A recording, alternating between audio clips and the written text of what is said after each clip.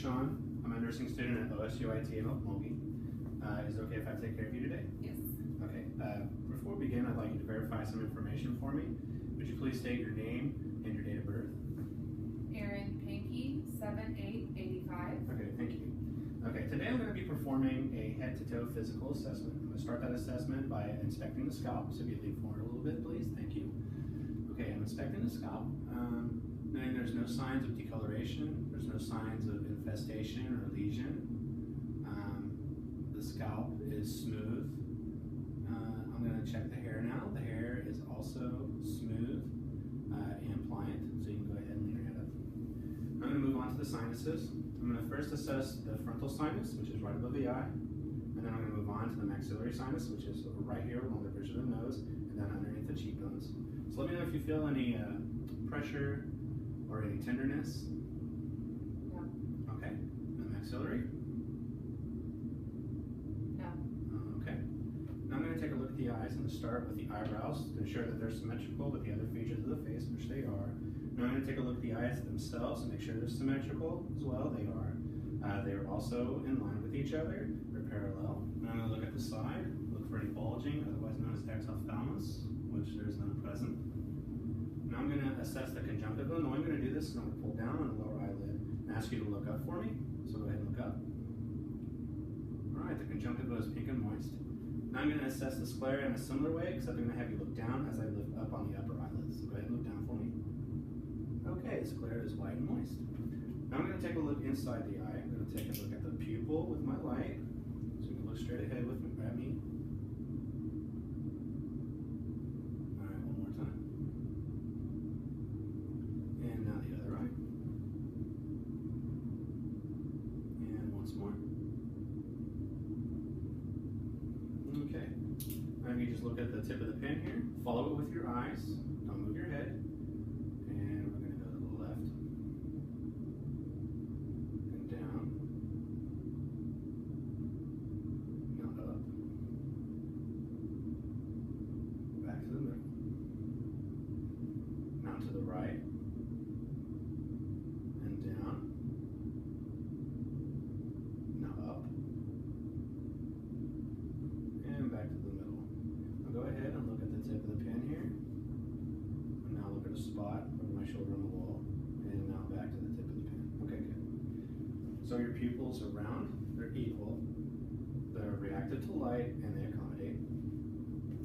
So now I'm going to go ahead and move on to the nose. I'm going to ask you to tilt your head back for me. Okay, so looking at the nose, I'm assessing the septum, looking for issues with alignment or deviation, which I don't see. I also don't see any bleeding in the septum. I'm also assessing the mucous membranes, and those are pink and moist. Could you flare your nostrils for me? Okay, the nostrils flare symmetrically. You can go ahead and look back down. Okay, now I'm going to take a look at your mouth. And looking at the mouth, I'm assessing the lips first. So inspection of the lips, I know that they are pink. There's no signs of cracking. They're also symmetrical with the other features of the face. Okay, now if you can go ahead and open your mouth for me. Okay, looking at the sides of the mouth or the buccal mucosa, those are pink, they're soft. There's no sign of lesion there as well. Okay, raise your tongue.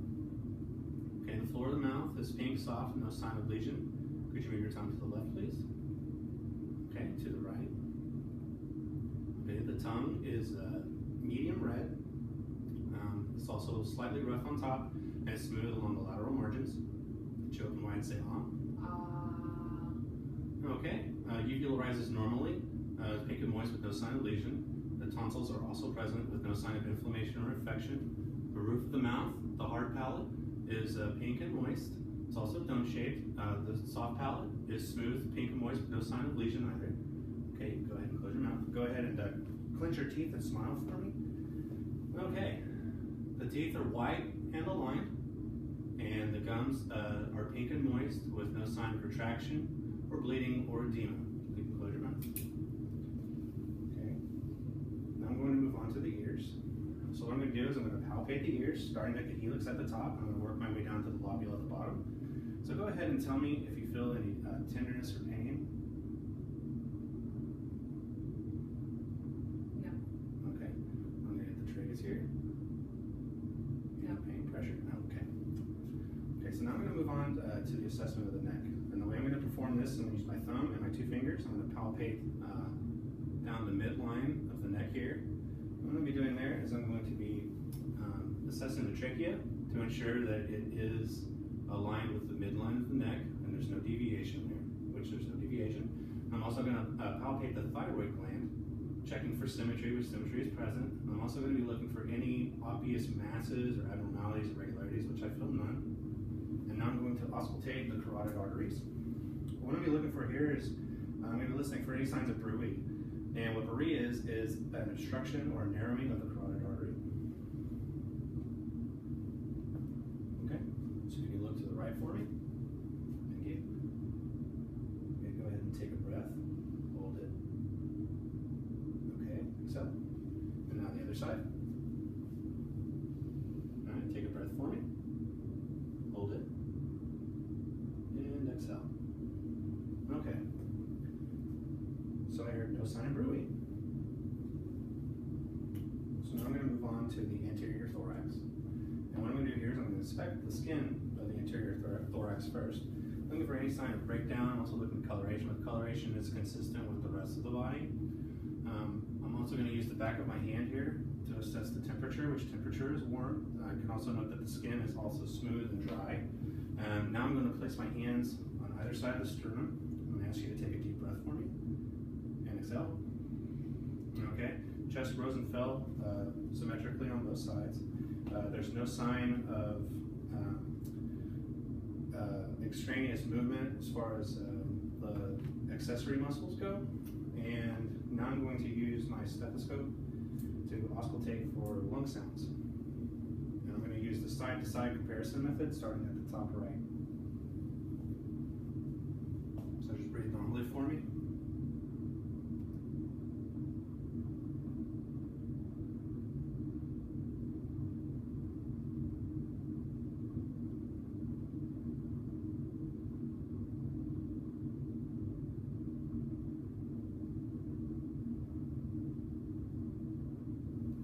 Okay, I hear no adventitious sounds, such as wails or wheezing. Okay, so now I'm going to move on to a breast exam. Have you ever given yourself a self-breast exam? No. Okay, so go ahead and follow my movements, just mirroring me. Go ahead and raise your arm out to the right, or to your side, sorry. Place the hand behind your head. And now with the offhand, you're going to use the tips of the fingers to palpate right under the axillary region of the armpit.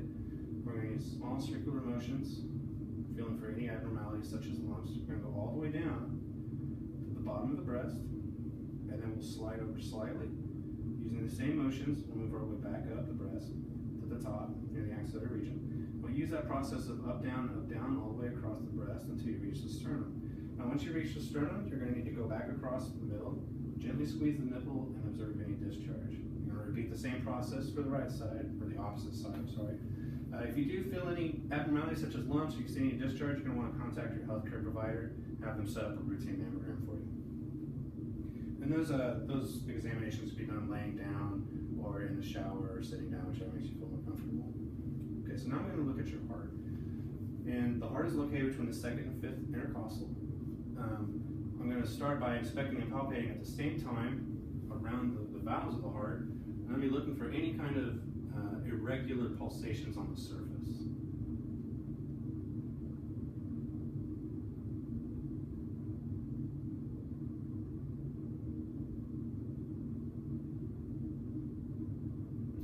Sign of a regular pulsation. I'm going to use the stethoscope to auscultate the valves of the heart and give the locations of those as well. And then start to the right of the sternum in the 2nd intercostal space, and that's going to be the aortic valve. And then move across the sternum to the 2nd intercostal space on the left side, and that is the pulmonic valve. Down 1 intercostal space to the 3rd intercostal space. That is the 2nd pulmonic valve, also known as the Erb's point. Down 1 more in the 4th intercostal space. That is known as the tricuspid valve. And the 5th intercostal space, that is the mitral valve, which is also located left mid-clavicular line. And while I'm in this region, I'll go ahead and assess the apical pulse, which is located between the 4th and 5th intercostal along the mid-clavicular line.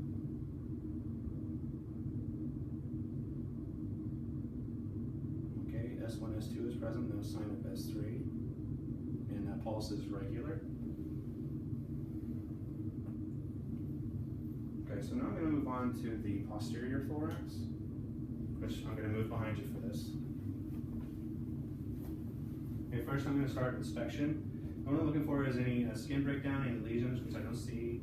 I'm also checking colorations of the skin to ensure that it's consistent with the rest of the body, which it is. I'm going to use the back of my hand to assess temperature.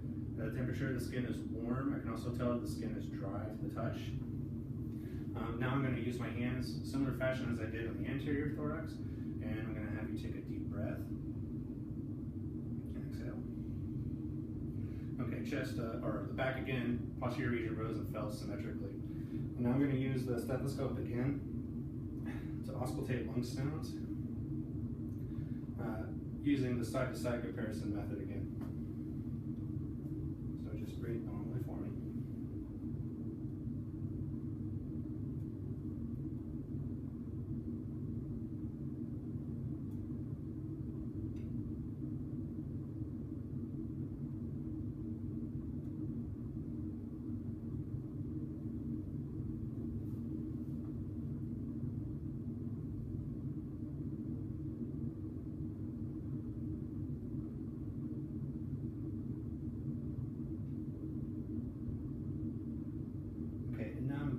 Assess the lower right lobe laterally.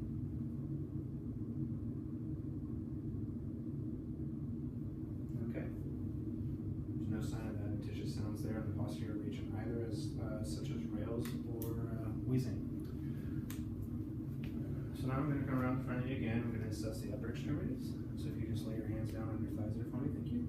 Okay, so I'm going to start off by inspecting again. Let's take a look at the tops of the arms. I'm going to note any skin discoloration. It's not present. The color of the skin, again, is consistent with the rest of the body. I'm going to be looking for any skin breakdown, any lesions, which is not present. Using the back of the hands to assess temperature. Temperature is warm, and again, skin is dry and symmetrical. I'm going to assess the brachial pulse at this point, which is located right here towards the elbow with the brachial artery. And that pulse is regular and symmetrical. And now I'll move down to the radial pulse, which is located between the two tendons, just below the thumb. Okay, that pulse is regular and symmetrical. And now I'm going to inspect the tips of the fingers. And what I'm looking for here is signs of clubbing, which would show me signs of long-term oxygen deprivation, which I don't see on the right hand. Also at this time, I'm going to assess capillary refill rate.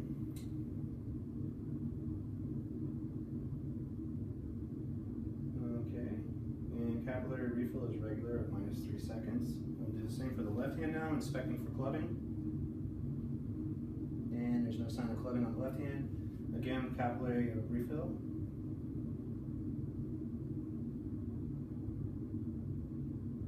And capillary refill is regular at -3 seconds.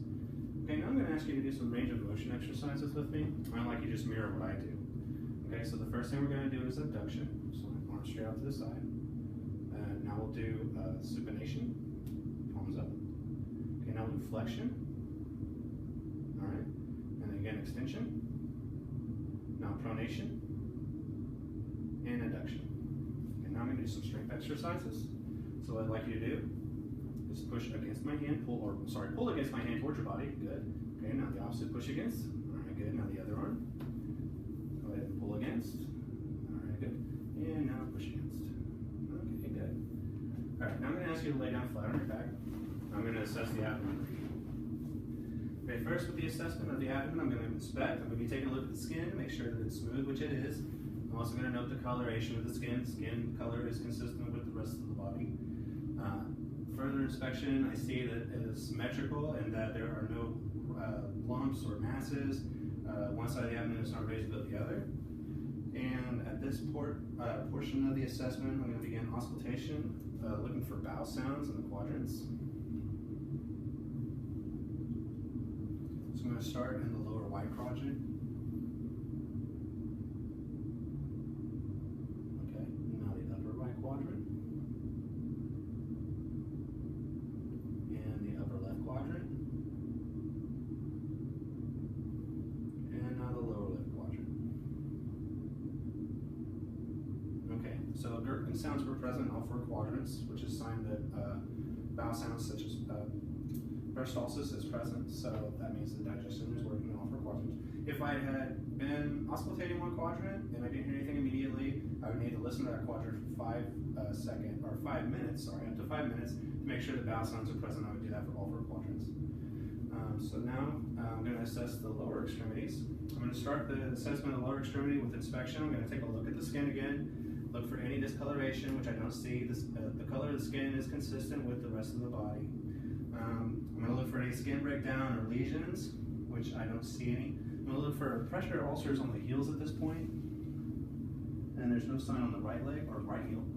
And once again, no pressure ulcer present in the left heel. So now I'm going to go ahead and ask you to push against my hands with your leg. There you go. Okay, push against down. Okay, very good. Now bring your knee up. Push against my hand with the right leg. All right, good. Now we'll do the opposite side. So go ahead and lift against my hand.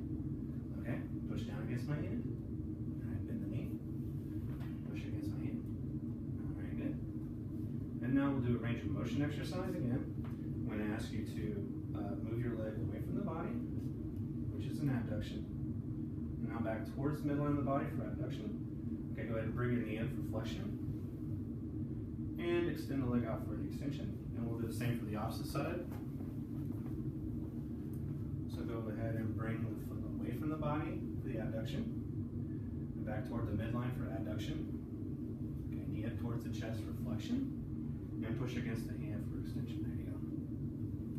Alright, now I'm going to assess the posterior tibial pulse, which is located just inside the Achilles tendon here on the back of the ankle. Okay, that pulse is regular and symmetrical. Now I'm going to assess the dorsalis pedis pulse, which is located on the top of the foot, just inside that the ligament of the large toe. Okay, that pulse is regular and symmetrical. And that's going to conclude our physical assessment today. You can go ahead and sit up for me. Do you have any questions? Nope. All right, thank you for your time. Thank you.